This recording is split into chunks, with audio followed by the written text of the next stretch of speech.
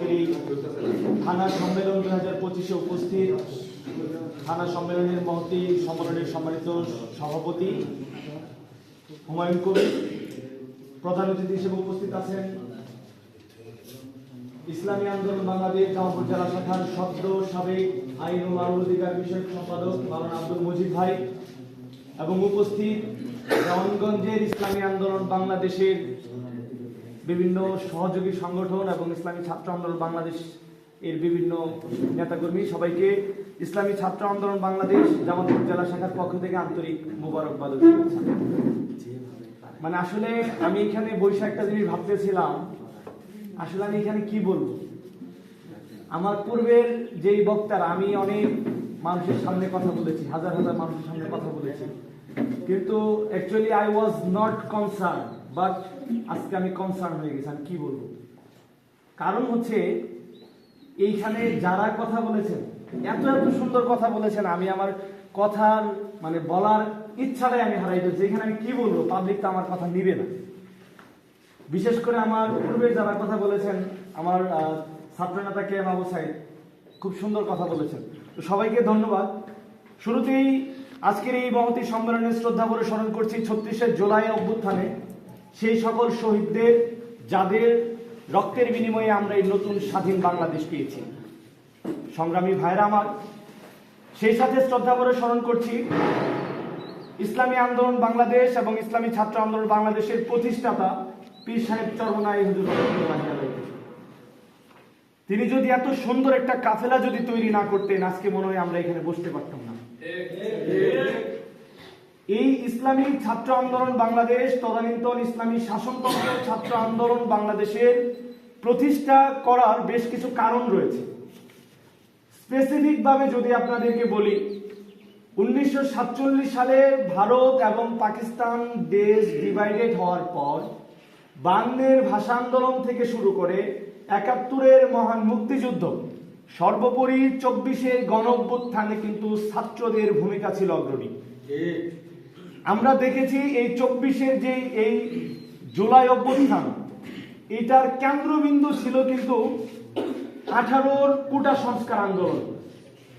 এই কোটা সংস্কার আন্দোলনেও যে যারা ভূমিকা রেখেছিল তারাও ছিল ছাত্র। 52-এর ভাষা আন্দোলনে যারা ভূমিকা রেখেছিল তারাও ছিল ছাত্র।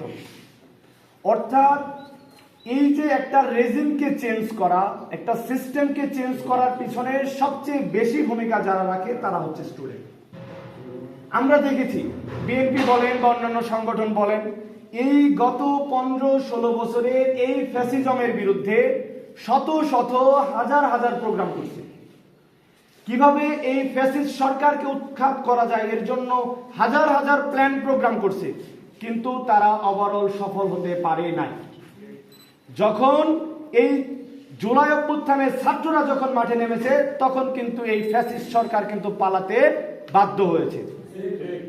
এর জন্য আপনাদেরকে বলবো, যারা ছাত্র রয়েছেন, আপনাদের অগ্রণী ভূমিকা পালন করতে হবে দেশের জন্য, দেশের গণমানুষের জন্য। 71-এর যে মহান মুক্তিযুদ্ধের মেইন টার্গেট কি ছিল, এটা আপনাকে বুঝতে হবে। সাম্য, মানবিক মর্যাদা এবং সামাজিক ন্যায় বিচার প্রতিষ্ঠা করাই ছিল 71-এর মহান মুক্তিযুদ্ধের মূল টার্গেট।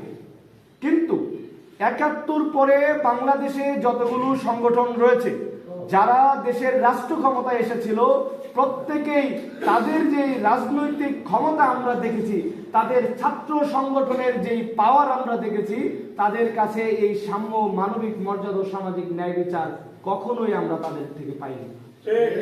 যখন আওয়ামী লীগ ক্ষমতায় ছিল, আমার কথা না, প্রথম আলোর রিপোর্ট, আওয়ামী লীগ ক্ষমতায় থাকতে প্রথম আলো পত্রিকায় লিখেছে প্রধানমন্ত্রী ছাত্রলীগকে সামলান। প্রথম আলোর সেম রিপোর্ট বিএনপি ক্ষমতায় থাকতে প্রথম আলো লিখেছে প্রধানমন্ত্রী ছাত্র দলকে সামলান। How to possible it?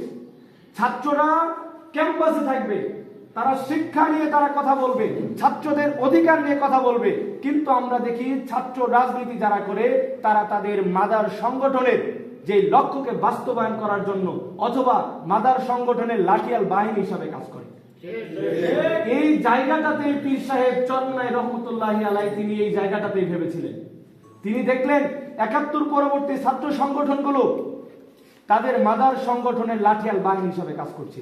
ছাত্ররা দিশেহারা, ছাত্ররা কোথায় যাবে, ছাত্ররা পড়াশোনা বাদ দিয়ে ক্যাম্পাসে তারা ছাত্র রাজনীতির নামে নোংরা অপরাজনীতির মাধ্যমে তারা ক্যাম্পাসকে কলুষিত করেছে। এই কারণেই আজকের এই ছাত্র আন্দোলন প্রতিষ্ঠা করা। সুপ্রিয় উপস্থিতি, ইসলামী ছাত্র আন্দোলন বাংলাদেশের লক্ষ্য হচ্ছে জাহিলিয়াতের সকল প্রকার আধিপত্যের অবসান ঘটিয়ে কুরআন সুন্নাহ অনুযায়ী খোলাফায়ে রাশেদার নমুনায় সাহাবায়ে কেরামের অনুষ্ঠিত পথে মানব জীবন গঠন এবং সমাজের সর্বস্তরে পুরনো দিন বাস্তবায়ন। এই লক্ষ্যকে সামনে রেখে 33-34 বছর যাবত এই সংগঠন কাজ করে যাচ্ছে। এই 34 বছরের একটা সংগঠন আজকে পর্যন্ত ইসলামী ছাত্র আন্দোলন বাংলাদেশ করে অথচ টেন্ডারবাজি করে, ইসলামী ছাত্র আন্দোলন বাংলাদেশ করে অথচ মাদকাসক্ত অথবা অন্যায় অপকর্মের সাথে সম্পৃক্ত এরকম একটা তথ্য আপনারা আমাদেরকে দেখাতে পারবেন। অথচ একই সময়ে বাংলাদেশের যতগুলো সংগঠন আছে, ইভেন অনেক ইসলামিক সংগঠন ও নামধারী সংগঠন, তাদের অসংখ্য ক্যাডার বাহিনীরা প্রকাশ্যে দিবালোকে তারা নানা রকম অনৈতিক কাজের সাথে, অবৈধ কাজের সাথে তারা সম্পৃক্ত। এই জায়গাতে অন্যান্য সংগঠন থেকে আমাদের ভেরিয়েশন আছে। এই বিগত সময়ে আমাদের এই সংগঠনের কোন ব্যক্তিকে দেখবেন না যে তারা টেন্ডারবাজির সাথে সম্পৃক্ত। সুপ্রিয় উপস্থিতি, এই জায়গাতেই মূলত ইসলামী ছাত্র আন্দোলন বাংলাদেশ কাজ করতে চায়। কিভাবে ছাত্র নিজের জীবনকে পরিশুদ্ধ করবে, কিভাবে নিজের জীবনের পাশাপাশি সমাজ জীবন ইসলামকে প্রতিষ্ঠিত করবে, এটাই হচ্ছে ইসলামী ছাত্র আন্দোলন বাংলাদেশের মূল লক্ষ্য। সুপ্রিয় উপস্থিতি, বর্তমান বাংলাদেশের যে সংকট চলছে, জুলাই অভ্যুত্থানে আমরা ভেবেছিলাম হয়তো আমরা খুবই সুখে শান্তিতে থাকব। অভ্যুত্থান পরবর্তীতে আমরা দেখলাম সব রাজনৈতিক সংগঠনের সমন্বিতভাবে বৈষম্য বিরোধী ছাত্র আন্দোলনের একটি প্ল্যাটফর্ম তৈরি করা হলো। পরবর্তীতে আমরা দেখলাম এই বৈষম্য বিরোধী ছাত্র আন্দোলন আবার নতুন করে রাজনৈতিক সংগঠনের রূপ নিচ্ছে। ওয়েলকাম। যদি কেউ রাজনীতি করতে চায় বাংলাদেশে, এই রাজনীতি করার এক্সেস সকলের আছে, প্রত্যেকটা ছাত্রই পারবে রাজনীতি করতে। কিন্তু আমরা গত কয়েকদিন আগে দেখলাম, গত 2 দিন আগে একটা ছাত্র সংগঠনের প্রকাশ হলো, বাংলাদেশ গণতান্ত্রিক ছাত্র সংসদ। আমরা দেখছি এই সংগঠনের সাথে অন্য আরেকটি সংগঠনের লিয়াজু, একই ধরনের নাম আমরা দেখতে পাচ্ছি। এই সংগঠনে বলা হলো বাংলাদেশ গণতান্ত্রিক ছাত্র সংসদ। কোন গণতান্ত্রিক পন্থায় এই সংগঠনের যেই নীতি নির্ধারণী যারা রয়েছে নেতৃবৃন্দ, তাদেরকে কিভাবে এখানে পদায়ন করা হলো? গণতান্ত্রিক নাম দিয়ে কিন্তু অগণতান্ত্রিক কার্যক্রম এখানে চলছে। সেই সাথে আপনি দেখেন সারা বাংলাদেশে জুলাই অভ্যুত্থানে সারা বাংলাদেশে প্রত্যেকটা ক্যাম্পাসে একযোগে আন্দোলন হয়েছে। অথচ সব জায়গায় আমরা দেখছি দাবির বাইরে যারা আছে, ঢাকা বিশ্ববিদ্যালয়ের বাইরে যারা আছে, যারা বেসরকারি শিক্ষা প্রতিষ্ঠানে আছে, যারা জাতীয় বিশ্ববিদ্যালয়ে পড়াশোনা করে, যারা স্কুল কলেজে পড়াশোনা করে, তাদেরকে টেকনিক্যালি এখান থেকে মাইনাস করা হচ্ছে। ফলশ্রুতিতে আমরা কি দেখলাম? গত রাতে আমরা মারামারি দেখলাম। আমরা ঢাকা বিশ্ববিদ্যালয়ের মতো জায়গায় আমরা এরকম যে যাদের কাছে আমরা আশা করে এত কিছু করলাম যে এরাই আমাদের দেশের হাল ধরবে, আগামী দেশের নেতৃত্ব তারাই দেবে, তাদের ভিতরে আবার কুন্দল তৈরি হচ্ছে, মারামারি তৈরি হচ্ছে। আমরা এই অপসংস্কৃতি, এই নোংরা রাজনীতি, বারবার দল গঠন করার রাজনীতি আমরা চাই। ইসলামী ছাত্র আন্দোলন বাংলাদেশ চায় যেখান থেকে একজন ছাত্র সত্যিকার অর্থে ছাত্রদের অধিকার নিয়ে কাজ করবে। বিগত সময়ে আমরা কি দেখলাম? আওয়ামী লীগ ছাত্রলীগ এই আন্দোলনটা মূলত কিন্তু 14 তারিখ পর্যন্ত কিন্তু আন্দোলনের মোড় ছিল একরকম। এই জুলাই অভ্যুত্থানে ছাত্রলীগের উচিত ছিল বৈষম্য বিরোধী ছাত্র আন্দোলনের সাথে একাত্মতা ঘোষণা করা, বিকজ অফ ছাত্রলীগ হচ্ছে একটা ছাত্রদের সংগঠন।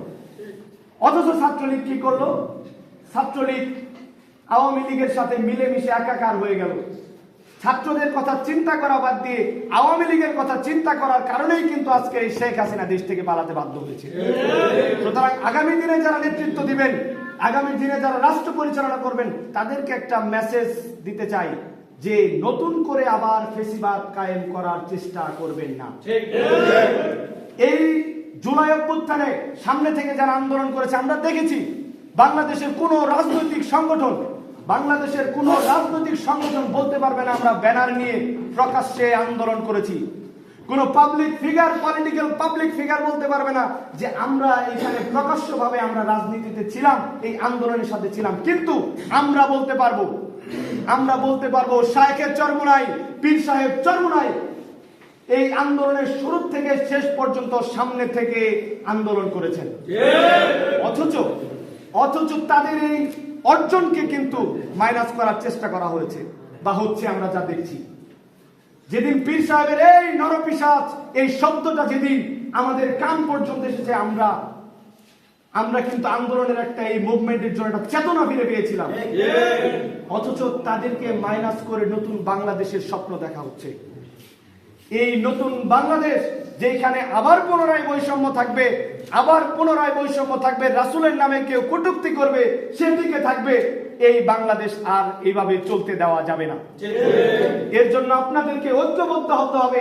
এর জন্য আমি দেওয়ানগঞ্জবাসীকে বলতে চাই, দেওয়ানগঞ্জের সকল ছাত্র জনতাকে বলতে চাই, চলুন আমরা আমাদের শ্রম, মেধা, অর্থ দিয়ে আমরা একত্রিত হয়ে কিভাবে এই রাষ্ট্রে সত্যিকার অর্থে ইনসাফ ভিত্তিক একটি কল্যাণ রাষ্ট্র প্রতিষ্ঠা করা যায়, এই জন্য আমরা একসাথে কাজ করি। এর জন্য আপনাদেরকে উদাত্ত আহ্বান রাখছি এবং ইনশাআল্লাহ আমরা আশা করি আগামীর দিনে পীর সাহেব চরমোনাই যার কাছেই হাত পাখার প্রার্থী আসুক, আমরা চাই পিয়ার ইলেকশন। এই ইলেকশনের মাধ্যমে সত্যিকার অর্থেই কিন্তু বৈষম্য দূর হয়। কিন্তু একটা চক্রান্তকারী গোষ্ঠী, ক্ষমতার লোভী একটা গোষ্ঠী কিন্তু এইটাতে তারা রাজি না। একটা গোষ্ঠী স্থানীয় নির্বাচন আগে হবে না জাতীয় নির্বাচন আগে হবে, এইটা নিয়েও তারা কনফ্লিক্ট করার চেষ্টা করছে। নিজেদের স্বার্থের জন্য তারা সবই করতে পারে।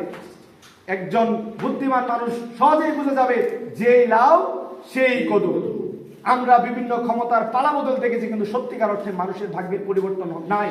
আমরা চাইবো নতুন করে ভাগ্যের পরিবর্তন হোক এবং এদেশে হাত পাখার মাধ্যমে একটা ইসলামিক গণজোয়ার আমরা দেখতে চাই।